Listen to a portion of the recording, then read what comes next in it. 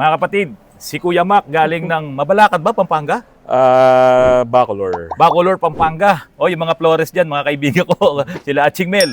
Okay, si Kuya Mac galing ng Bacolor, Pampanga, pero hindi siya Kapampangan. Talagang dito talaga. kayo Manila talaga. Hindi, No? dito lang. Sa Dito. ano. Antipolo. Antipolo. Ayun, tubong Antipolo pala. Ngayon, nung napanood ni Kuya Mac na nagko-convert tayo ng electric aircon sa mga sasakyan, talagang ipinilit niya. Ayoko nga sanang tanggapin dahil nga mahirap talaga lalo na sa CRV, napakasikip.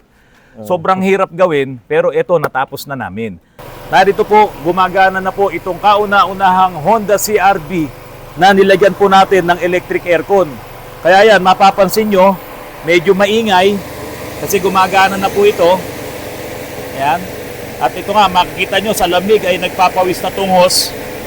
Ganyang kalamig po yung ibinubugang hangin ito sa loob ng CRV. Kaya lang ang unang tanong ko, Kuya Mac, bakit ba naisipan mong magpa-convert ng electric aircon? Yun nga yung problema namin dati. Nung nakuha namin to kasi, talagang ang problema na yung compressor, yung aircon talaga. Aircon talaga. Ayun, nakailang palit na kami ng compressor, nakailang linis na rin. Oo. Talagang hindi tumino eh. Hindi tumino, nasisira din kagad. Oo, mabilis talaga masira. Kasi kung bibili ka ng original, napakamahal. Pag bumili ka naman ng bago, China. Ayun nga yung... Tapos pag bumili ka ng surplus, gamit na gamit na rin. Parang na rin eh, di ba? Oo. Hindi rin tatagal. So, parang napanood namin yung video mo. So, Pero napersa mo talaga ako Ayoko muna talaga sana gawin. Buntis pa naman yung asawa niya doon. Sabi ko, paano kaya ito? Nga, natapos na rin natin. Pero ito mga kapatid, test project to. Ngayon, saan ba kayo nakarating? Nagpaikot-ikot kayo? Ayun, galing kami dun sa may parang lagpas na ng Maya Alta. Ay, mahabang parang. Mahabang parang. Yung packet talaga. Tapos inikot ko, tapos inakit ulit namin. Tapos ngayon, dito sa traffic ulit.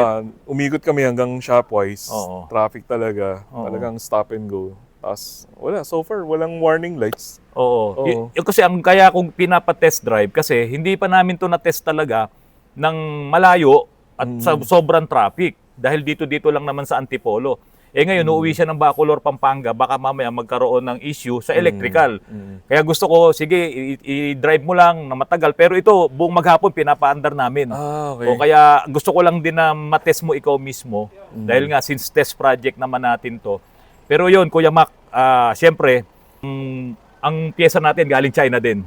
Diba? At new technology to. Lahat naman tinignan ko ng mga supplier, pero sila lang talaga yung may magandang response saka yung mga compressor nila, iyang 3 Ligo. Kaya iyan ang kinuha ko. Ngayon, kung magkakaproblema naman yan, huwag ka mag-alala. Aayusin natin yan, papalitan natin yan. Basta ang importante lang, mapatunayan natin na maganda talaga yung... Saka malamig talaga. Malamig talaga. Lamig. Iba sa tingin mo, titipid ka na sa gasolina? Hanggang ngayon nga eh. Parang hindi na... Parang onti lang talaga. Onti lang, no? Hinarurot na namin eh. Kasi parang umaandar kang hindi katulad nung dati na pagod ang makina, mabigat no? Walang load. Tapos parang effortless yung umakit kami, third gear. Parang 700 lang yata yung idle mo eh. Hindi nga umakit ng more than parang 4,000, dire-diretso. Kasi dati pag naka-aircon ka, ang minor mo ilan dito? 1,000? Oo. 1,000? Kung naka-traffic ka, 1,000 minor mo. Malaklak na ng gas. Kung halimbawa, isang oras ka naka-traffic, 1,000 RPM mo. I-compare mo ngayon doon sa isang oras ka naka-traffic na 700 RPM mo. Ayun, parang hindi nabuwasan. Traffic na dito. Talagang titipid pa. Yun, talaga. Tulad po ng sinasabi ko, mga kapatid sa inyo, ito test project. Meron na rin naman ako nailagay sa Volkswagen ko, kaya lang bihira ako magamit. At saka yung Lancer na nalagyan natin. Kaso yung may-ari ng Lancer, nag-abroad din kaya hindi rin niya nagagamit. So talagang ito yung kay Kuya Mac, ang ating test project. Hopefully, makarating siya sa Bacolor, Pampanga na walang magiging issue. At yun po, ito din yung kauna-unahan na 2 baterya at 2 alternator. Kaya doon naman sa doon sa design na yon, talagang walang mahihirapan. Kasi same load pa rin yung lumamong alternator doon sa dati niyang load. At yung aircon naman, hindi siya mang-aagaw ng kuryente doon sa lumang alternator kasi may sarili siya. Ayun. Wala namang nabago doon sa mga mounting kasi nung tinanggal namin, yung lumang compressor niya, yung mechanical, doon naman inilagay yung pangalawang alternator. Kaya yung belt ni Kuya Mac, yung pa rin So, nandoon pa rin siya sa mga specs na yon. Pero, yung baterya, Kuya Mac, nandito. Nakita mo ba? Hindi ba? Ito yung baterya, Kuya Mac. Ito. Bago ka umalis, ibaba mo yung mo. Ayun yung baterya mo, Kuya Mac. Ayan. May tornilyo rin mas yan. safe nga dyan. Oo, tapos ang mga wiring yan, dumaan lahat sa Compare yung parang test natin dito. yun nasa loob. Oo. So yan yung design natin dito sa electric aircon. Kasi wala na talagang mapaglagyan doon sa engine bay. Napakasikip talaga. Yun nga eh. Wala tayong Sikip talaga. choice. Oo. Pagka Honda talaga, cramp yung loob ng engine bay. Sobrang sikip. Kaya ito mga kapatid, uwi na ngayon si Kuya Mac. Sana dalangin ko. Maging safe ka rin sa pag-uwi. Yeah. Oo. Tubong Antipolo ka rin naman pala. Kaya alam mo na yung pasikot-sikot dito sa Metro Manila. Oo, alam na. Ayun. Sana maging successful po itong electric aircon na inilagay natin dito sa Honda CR-V Generation 2. Itong problema ng Altis na to, yun nga, napuno ng sludge yung kanyang makina. Ito yung mga may sasakyan, ang akala nila hindi na kailangan mag-change oil. Ito yung pag nabawasan ng langis, nagdadagdag lang. Marami pong ganyan, dagdag lang ng dagdag ng langis. Katulad nung isang kausap ko na Bios kanina. Booking na booking ko eh. Sabi niya, dagdag lang daw siya ng dagdag ng langis eh. Kailan ka huling nag-change oil, kuya? Panisalin lang ako eh.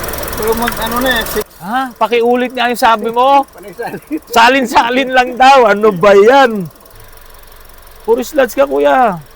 Kamukha yan ng makina ko doon sa loob. Tapos ang langis niya, hindi pa magandang klase, mga ordinaryo pa. Ito mga kapatid, sa dami ng sludge nito, dito sa makina, mapipilitan tayo magpalit ng cylinder head. Opo. Hindi mo na ba kaya talaga to? Hindi na kaya yan, sir. Hindi na kaya? Ha? Matrabaho yan eh. Oh, ito, pakita ko sa inyo. Ayan. Sobrang lalim. Ito yung BBT camshaft. Okay. Tignan nyo, tuyong-tuyo ito. Oh. Natuyo. Hindi katulad nitong kabila. Oh, makinis, may langis. Ito, natuyo. Kasi yung daanan ng langis, ayun, yung butas na yon, no? Ay wala nang dumadaan ng langis para i-lubricate yung ikot nitong camshaft. Ayan. Para i-lubricate to, para padulasin. Kaya ito, nasira na po ito. Hindi na matotorno to. Hindi na, sir. Hindi na? Hindi mo Oo. may sasalang sa torno yan. Oh, hindi mo isasalang sa torno to. Hindi mo mabibuild upan yan. Opo. Kaya sira na talaga tong cylinder head. Magpapalit tayo ng cylinder head. Opo. Oh, anong bibili natin? Surplus o brand new? SAR plus pa din. Surplus pa rin. Plus na. Doon sa may-ari nito ha, ayan po ha, talagang hindi napapasa itong cylinder head nyo. Ngayon, dito maawa tayo sa block nyo. Ito, tignan nyo. Ito na yung makina nyo. Grabe oh. Oh, sige, halukayin mo nga. Ito. Makikihalukay ako dito. Dito, Glenn, oh. Tingnan mo ngayon oh. Oh. Ayan. Kapal. Oh, grabe. Dito, oh, parang may ube, no? Oh. Ayan, okay. Mga kapatid, sa ganitong trabaho, nagdadagdag kami ng labor. Kasi sinisingil din kami ng machine shop to. Sa linis. Napakalaki po ng bayad ng additional para mabuhay mo ngayon yung mga butas na natakpan Opo. ng mga sludge na yan. Eh, meron pa nga kaming isang kaso dito, yung Avanza natin eh.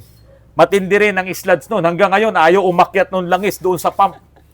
No? Opo. Meron pa rin butas na nabarahan, kaya hindi kumpleto yung daanan ng langis, yung mga oil galleries, hindi pa niya napapasok. Okay, pahiram nga ulit nito, Al.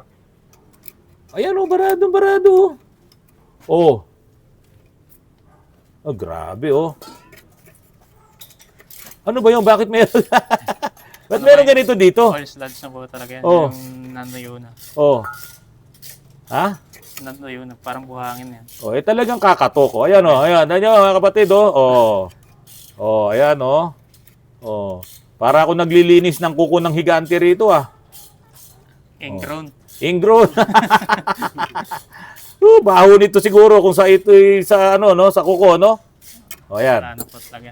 Ngayon, binlag ko to nung nakaraan, may nag-comment doon na may tip daw siya, meron lang daw na lumuwag dito sa balancer nito, yun yung nag-comment eh. Sa tingin nyo po, balancer lang maluwag dyan, eh antindi na po talaga ng dumi oh. Talagang wala nang dadaan na langis dito sa ano sa strainer. Eh dito pa naman magagaling lahat yan, nandito yung oil pan, ito oh.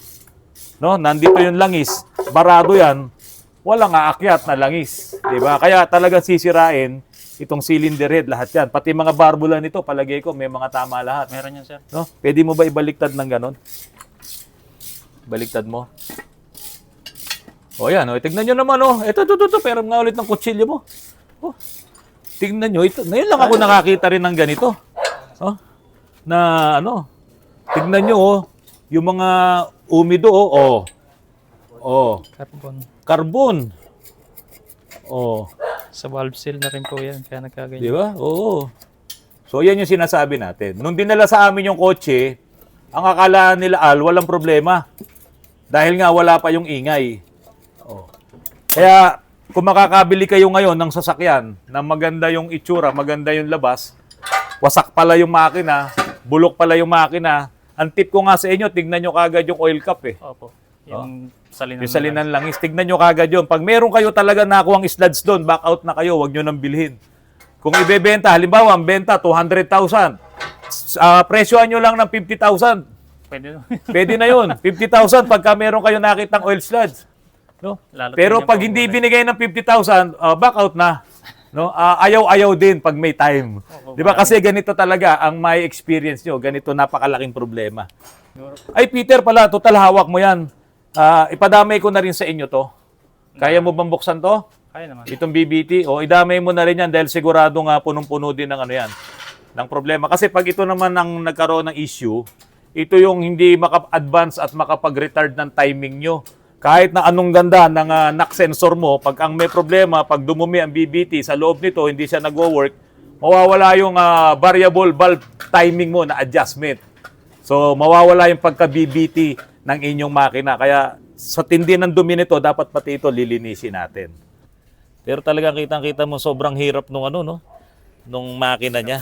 So, alam niyo mga kapatid yan, yung mga Toyota na engine na yan, Toyota Vios, yung kasabayan nito, yung mga Corolla, pati yung Camry, ganyan ang mga nagiging problema. Puro sluds din. Kaya i-maintain nyo yung every 4 months na lang or every 5 months talaga, palit kayo ng langis. Saka wag na kayong gumamit ng mga mineral oil. Yan, dahil yan sa mga mineral oil. Mag-synthetic oil na po kayo, fully synthetic, kasi hindi mo basta-basta mapapasludge yung fully synthetic na langis eh. Sayang ang inyong mga gasoline engine. Yung mga oil na dedicated sa gasoline engine, ayun hindi naman yan katulad ng mga diesel engine na maraming mga detergents, maraming mga panlinis. Kaya nga yung mga diesel engine na oil, pag nag-change oil ka ngayon, kinabukasan maitim na. Kasi tad-tad siya ng panglinis ng makina. Pero hindi nangangahulugan yon na wala nang kwenta yung oil nyo. Kaya nga ako, yung mga langis po namin dito, wala akong single oil lang, yung hindi pwede sa diesel or panggasolina lang, wala po. Dito ang langis namin, panggasolina at pang diesel. Kaya pag ginamit mo, yung langis namin na pwede sa gasolina, maraming detergents yun. Kaya yung gasoline engine mo, lilinisin niya. Yan po ang aking tips sa inyo. Pag kayo nag-change oil ng inyong gasoline engine, gamitin nyo yung langis na doble kara. Pwede sa gasolina, pwede sa diesel. Mga kapatid, eto na. Papaganahin na natin itong Grandia. Pa-startin na natin.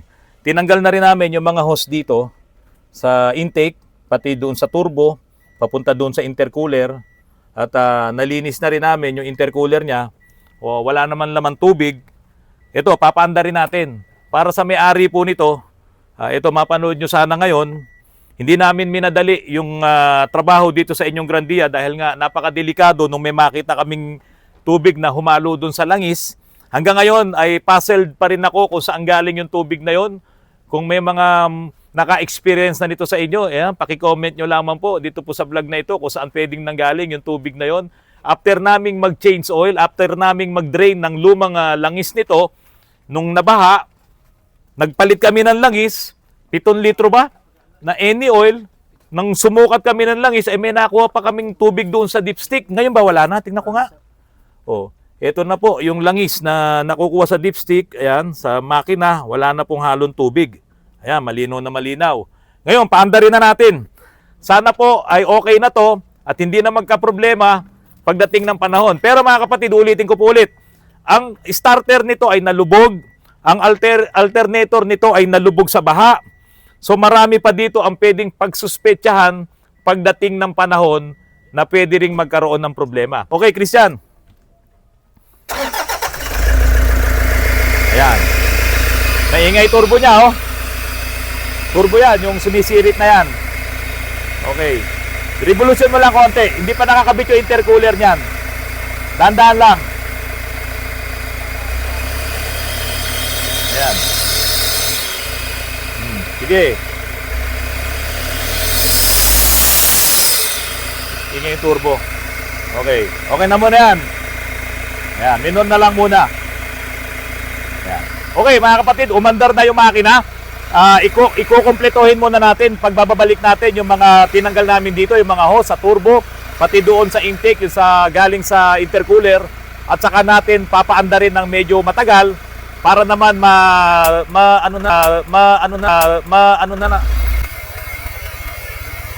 nag-lose contact yung battery. Ninervyos kami doon. Mga kapatid, maraming salamat po sa mga subscribers ko po na mga taga-ibang bansa at maging yung mga galing sa ibang bansa na narito na po ngayon sa Pilipinas. Unahin ko po si Ma'am Daisy Andrade Macoy ay nandiyan sa ibang bansa. Ayan po ang kanyang picture. Oh, napakaganda ni Ma'am. Sila po yung may-ari nitong aming inuupahang talyer dito at po yung kanyang hobby. Ayan po. Yan po si Ma'am Daisy Macoy. Kapatid po si Ma'am Desiree Andrade. Ayan. Tapos po, kanina po, yung pong may-ari nung inayos namin na Mercedes-Benz na ang dami na raw po niyang pinuntahan ng mga shop ay hindi po naayos ang kanyang Benz, ay nagbigay po ng t-shirt sa akin, another black t-shirt, at akalain nyo, pati yung asawa ko, binigyan pa po ng mamahaling bag. O ito po siya. Dahil po sa naayos yung Benz nyo, binigyan nyo po ako ng regalo. Oo, eh. Binigyan ako ni Kuya Ruel ng polo shirt. Ganda boss, may nakalagay pong boss Tapos, ito po, kanino naman po ito? Kebet yan, kebet. Ay, bakit naman po pati siya nasama po? Kung hindi sa kanya, hindi ko maiiwan yung... Binigyan pa ng bag yung...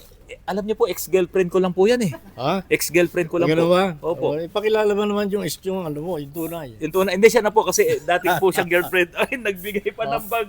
Si Sir, Oo. Oh. Ayan po. Sana magustuhan ni Bet yan. Ha? Pero po yung asawa niyo po, hindi po Mercedes ang apelyido. Ang pangalan, hindi po. Consuelo. Consuelo. Para may consuelo naman. At kagabi rin po, may kausap po ako habang siya po ay bumabiyahe diyan sa Virginia, USA na pumapatak ang maraming yelo, ay nag-usap po kami ni Kuya Ditz De Leon. Etong matindi. Si Kuya Ditz, ipinadala niya po dito sa amin yung kanyang Honda Civic galing ng Batangas. At dahil po sa gusto niyang bilhin yung aking Toyota 86, ang sabi po niya sa akin ay sayo na lang yung Honda Civic na yan. Binigyan ako ng kotse. Ayun, yung umaandar may mga snow sa ibabaw Yun ayan mga puno, Oo nga, oo. Nasa Salem, Virginia. Salem, Virginia, oo. Tapos papunta ka ng North Carolina. Kahit ako nagdadrive, naka-headset ako dahil bawal na bawal dito humawak ng cellphone. Meron ako rito lagayan ng magnet, naka-magnet ang cellphone ko. Wala akong pinalagpas na vlog mo mula noong mag-follow ko sa'yo. Ay, Wala. salamat Kuya Ditz. Salamat, Huwag kang mag-alala at i-reserve ko na sa'yo yung Toyota 86 na yon. Huwag kang mag-alala. I-reserve mo na sa akin yun at para naman pagka nag-forgot ako mapapasyalan lagi kita riyan. Malinis na malinis at nakakumot pa yon. So, yun na po mga kapatid. Maraming salamat sa patuloy na panonood nyo po ng aking mga vlogs dito po sa Grandia serye natin, saka yung ating Fortuner serye na nalubog sa baha. Magandang hapon po at maraming salamat po sa inyong lahat.